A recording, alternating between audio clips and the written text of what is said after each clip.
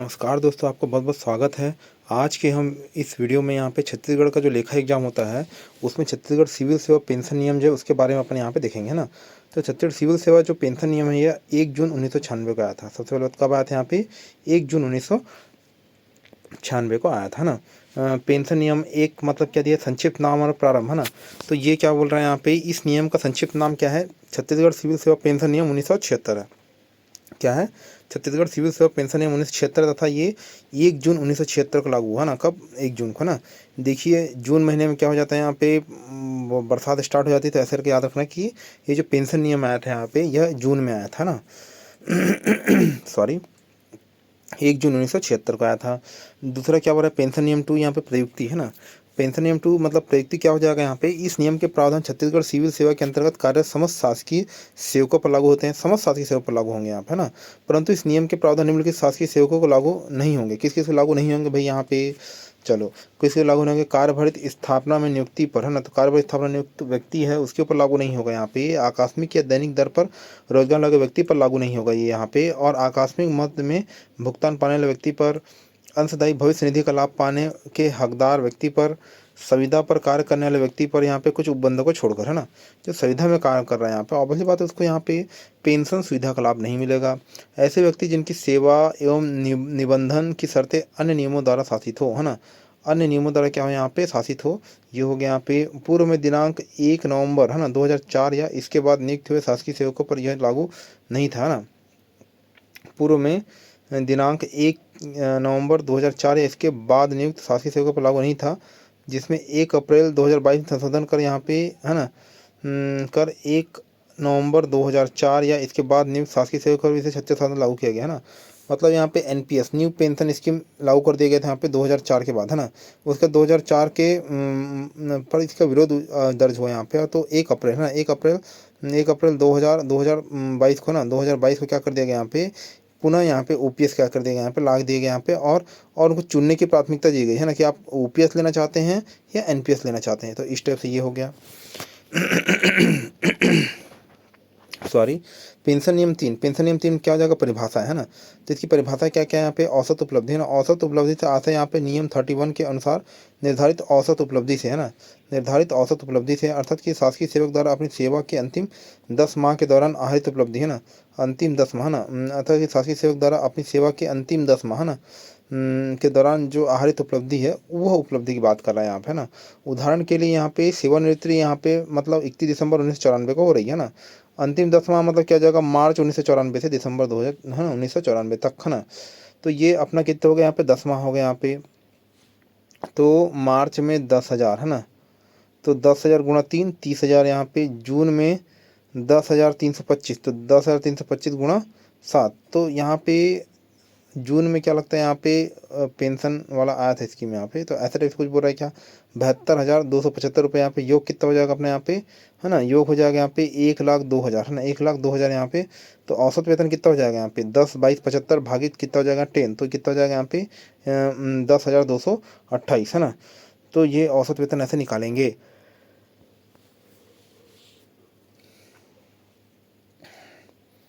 10 नहीं, ये अपना 1,02,275, है ना। 1,02,275 यहाँ पे। तो 1,02,275 को किससे 10 से डिवाइड करेंगे तो कितना आ जाएगा यहाँ पे, 10,288 रुपये। ये औसत वेतन उसका निकल जाएगा, उपलब्धि, है ना। उपलब्धि से आता है पेंशन नियम 30 में परिभाषित उपलब्धि से अर्थात सेवानिवृत्ति या मृत्यु के समय शासकीय सेवक को जितना वेतन था उससे, है ना। मतलब यहाँ पे सेवानिवृत्ति या मृत्यु के समय शासकीय सेवक का जितना वेतन था उससे संबंधित, यहाँ पे उपलब्धि उससे संबंधित है। परिवार पेंशन, यहाँ पे परिवार पेंशन से आता है यहाँ पे पेंशन नियम 47 से है ना। पेंशन नियम किससे, 47 से है। इसके अंतर्गत यहाँ पे, है ना, नियम 48 यहाँ पे के अंतर्गत दे गैर अंशदायी परिवार पेंशन से, है ना, गैर अंशदायी परिवार पेंशन से यहाँ पे उपादान, है ना। उपादान से आता है यहाँ पे सेवा मृत्यु सह सेवानिवृत्ति उपादान यहाँ पे डीसीआरजी। और औसत उपादान, उपादान से, है ना, औसत उपादान से, है ना। तो उपादान से आता है क्या बोले यहाँ पे, सेवा मृत्यु सह क्या बोले यहाँ पे, सेवानिवृत्ति उपादान यहाँ पे डीसीआरजी और औसत उपादान से, है ना। पेंशन से आता है पेंशन एवं ग्रेचुटी से, है ना। तो ग्रेचुटी भी एक शब्द है, इसको अपन बाद में देखेंगे कि ग्रेचुटी होता क्या है ना। अर्हतादायी सेवा, यहाँ पे अर्हतादायी सेवा से आता है राज्य शासन के अधीन पेंशन योग्य सेवा में सेवा में कार्यभार ग्रहण करने की तिथि और सेवानिवृत्ति की तिथि के बीच की कालावधि। तो बीच की कालावधि किसमें पकड़ना है? तो अर्हतादायी सेवा मतलब क्या है? अर्हतादायी सेवा से आशा यहाँ पे राज्य शासन के अधीन पेंशन योग्य सेवा, है ना, में कार्यभार ग्रहण, जब आपने ज्वाइनिंग डेट यहाँ पे, ज्वाइनिंग डेट और यहाँ पे रिटायरमेंट डेट, है ना, तो इन दोनों के बीच की जो टाइम ड्यूरेशन है यहाँ पे उसकी बात कर रहे हैं आप, है ना। कालावधि जिसमें अनहरकारी सेवा की अवधि को घटाने के पश्चात शेष बचने वाली सेवा की अवधि से, है ना। तो इसमें अनहरकारी सेवा मतलब जो मतलब यथोचित सेवा आपने नहीं दी है यहाँ पे, जो टोटल टाइम पीरियड है, इसमें आप इसमें क्या करेंगे, जो सेवा आपने अच्छे से नहीं दी यहाँ पे या फिर अवैतनिक अवकाश में रहे तो उसको यहाँ घटा दिया जाएगा, और यहाँ पे जो एक्चुअल सेवा है यहाँ पे उसके बेस पर आपको पेंशन और उपादान दिया जाएगा, है ना। अर्हताकारी सेवा मतलब यहाँ पे जन्म तिथि, अर्धवार्षिक सेवानिवृत्ति का वर्ष यहाँ पे 60, 62, 65 यहाँ पे, पर छत्तीसगढ़ में 62 वर्ष लागू है यहाँ पे। शासकीय सेवा की प्रथम नियुक्ति यहाँ पे और अनहरकारी सेवा, है ना। तो ये हो जाएगा सेवानिवृत्ति लाभ, है ना। तो इसका आशय किसी शासकीय सेवक को,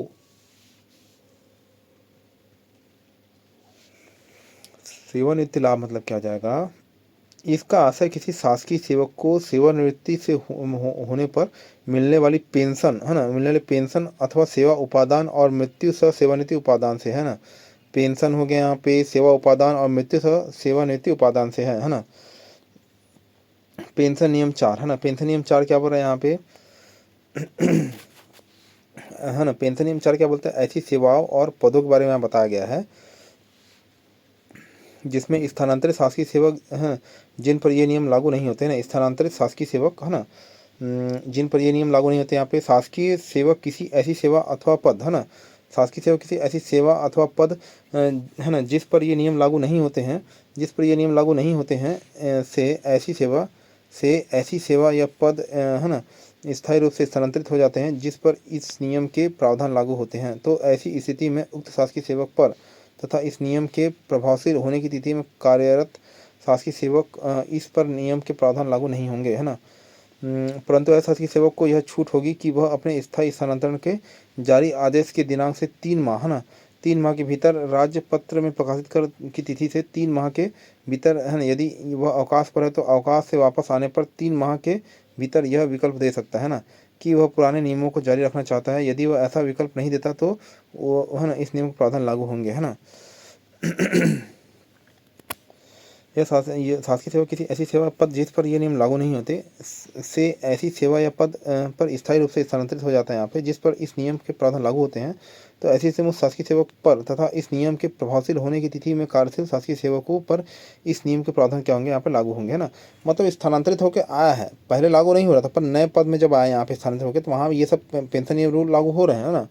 तो उसका फायदा उसको मिलेगा, ऐसा बोल रहे हैं यहाँ पे। आदेश, है ना, वह अपने स्थायी स्थानांतरण के जारी आदेश को दिनांक 3 माह के भीतर या राजपत्र में प्रकाशित तिथि के 3 माह के भीतर, यदि अवकाश पर है तो अवकाश वापसी आने के 3 माह के भीतर यह विकल्प दे सकता है कि पुराने नियमों को जारी रखना चाहता है या नया विकल्प चुनना चाहता है। तो इसको चूज़ करने का टाइम मिलेगा, 3 माह का समय मिलेगा कि पुराना नियम आप लेना चाहते हैं या नया नियम लेना चाहते हैं, है ना।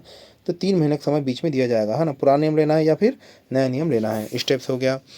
पेंशन नियम 7 यहाँ पे, पेंशन नियम 7 क्या बोलते हैं यहाँ पे, पेंशन नियम 7 यहाँ पे पेंशनों की संख्या की सीमा, है ना, पेंशनों की संख्या की सीमा यहाँ पे कोई भी शासकीय सेवक एक ही समय में अथवा एक ही लगातार सेवा के द्वारा, है ना, उस सेवा अथवा पद के लिए 2 पेंशन अर्जित नहीं करेगा। अगली बात है, पोस्ट आपकी एक ही है, उसके लिए आप 2 पेंशन नहीं ले सकते, 2 पेंशन नहीं ले सकते। पेंशन नियम 18 में बताया गया प्रावधानों को छोड़कर किसी शासकीय सेवक को पुनर्नियुक्ति होने पर पुनर्नियुक्ति अवधि के लिए अलग पेंशन दे नहीं होगा, है ना। ऐसा नहीं कि आप पुनर्नियुक्ति हो गए हो, पहले किसी पोस्ट में थे फिर दूसरी पोस्ट में आप पुनर्नियुक्ति हो गए, तो ऐसा नहीं कि आपको दोनों पोस्ट के लिए अलग पेंशन मिलेगा, ऐसा नहीं है। आपको सिर्फ और सिर्फ क्या मिलेगा, एक सिंगल पेंशन सिस्टम्स के थ्रू आपको पेंशन मिलेगी, है ना। पेंशन नियम 8 यहाँ पे भावी सदाचार आचरण पर पेंशन, है ना। शासकीय सेवक को सेवानिवृत्ति के उपरांत यह मानकर पेंशन दी जाती है, यह मानकर पेंशन दी जाती है कि वे सदाचार बनाए रखेंगे ना। पेंशन इसलिए दे रहे हैं भाई, आप सदाचार बनाए रखिए, यहाँ पे सदाचार आपको बनाए रखना जरूरी है यहाँ पे। यदि भविष्य में उसका आचरण अच्छा नहीं रहता है ना, यदि भविष्य में उसका आचरण अच्छा नहीं रहा तो उसका पेंशन समाप्त किया जा सकता है अथवा कुछ अवधि के लिए रोका जा सकता है ना। उसका पेंशन क्या किया जा सकता है, समाप्त किया जा सकता है या फिर कुछ अवधि के लिए रोका जा सकता है ना। आपको अपने कार्यावधि के दौरान क्या रखना पड़ेगा यहाँ पे, आचरण कार्यावधि के दौरान आपको आचरण अच्छा रखना पड़ेगा भाई, है ना। आचरण अगर आप अच्छा नहीं रखेंगे तो आपको पेंशन मिलेगा क्या, नहीं मिलेगा, है ना। आपको आचरण अच्छा रखना पड़ेगा, ये वेरी इंपॉर्टेंट है ना। सॉरी।